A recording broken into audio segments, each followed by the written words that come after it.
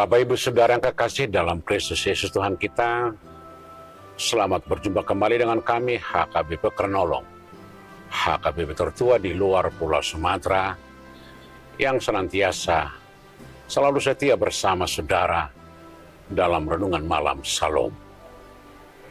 Dan untuk memulai renungan ini, mari kita berdoa. Kami bersyukur kepadamu Tuhan, yang senantiasa memberikan kami sukacita. Dan firman-Mu senantiasa bergema setiap hari untuk orang-orang yang percaya kepadamu. Dan malam ini kami ingin bersama dengan Engkau di dalam firman-Mu. Sertai kami Tuhan, di dalam Yesus kami berdoa. Amin. Saudara-saudara, firman Tuhan untuk kita dalam renungan malam Shalom ini, sebagaimana telah ditetapkan oleh HKBP, kita ambil dari kitab Amos pasal yang kelima, ayat 18 hingga ke ayat yang ke-20, dan yang menjadi pembimbing, saya ambil dari ayat yang ke-18, demikian firman Tuhan. Celakalah mereka yang menginginkan hari Tuhan. Apakah gunanya hari Tuhan itu bagimu? Hari itu kegelapan, bukan terang. Saya baca sekali lagi.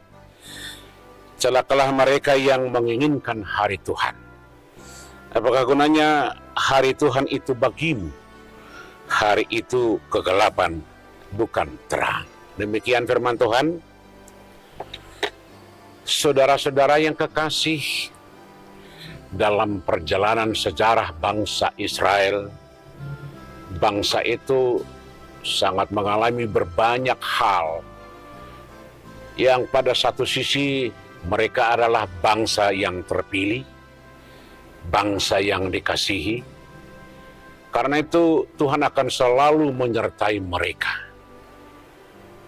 Dan ini dapat kita baca sepanjang perjalanan gurun pasir dari Mesir ke tanah Kanaan. Bagaimana Tuhan senantiasa tidak pernah melepaskan mereka, yang selalu membimbing mereka dan menyediakan yang perlu untuk kehidupan mereka. Tetapi ketika mereka sudah sampai di tanah Kanaan, mereka ingin lepas, ingin bebas, ingin seperti bangsa-bangsa di sekitar mereka. Oleh karena itu kehidupan bangsa Israel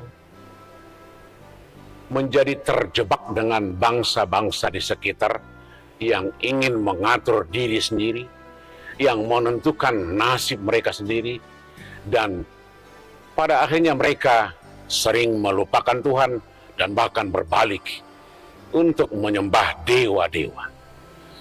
Inilah yang terjadi bagi bangsa Israel. Ketika mereka meninggalkan Tuhan, akan terjadi penghakiman, malapetaka, dan bencana. Sejarah mereka itu dapat kita baca di Alkitab.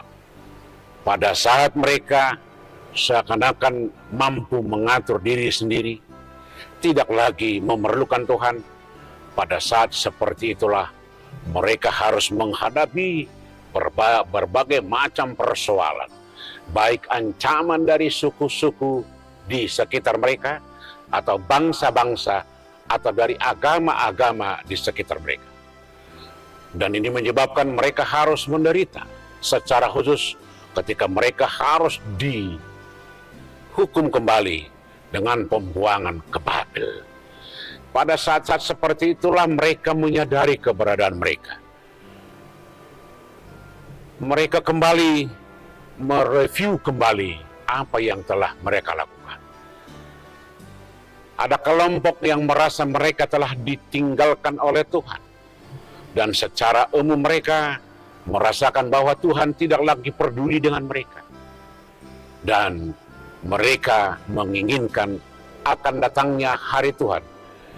Dalam arti, kalau Tuhan datang, itu menurut mereka bahwa segalanya akan terjadi, akan baik-baik saja, dan akan penuh dengan berkat. Inilah pemahaman yang keliru melalui Nabi Amos.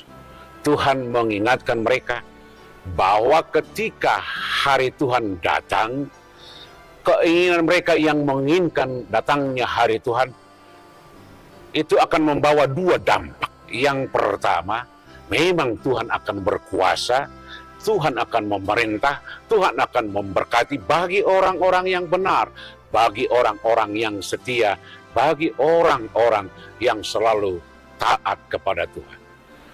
Tetapi di pihak lain, bagi orang-orang yang meninggalkan Tuhan, itu adalah bencana. Itulah malapetaka, sebab penghakiman Tuhan itu selalu berdua sisi. Dalam satu sisi itu adalah berkat, tetapi di sisi lain adalah kutuk atau hukuman. Oleh karena itu, Nabi Amos berkata, kalau masih dalam keadaan tidak mengikuti atau tidak percaya atau meninggalkan Tuhan, hari Tuhan itu akan menjadi hari celaka, bukan hari baik. Karena itu akan membuat suatu tindakan yang luar biasa.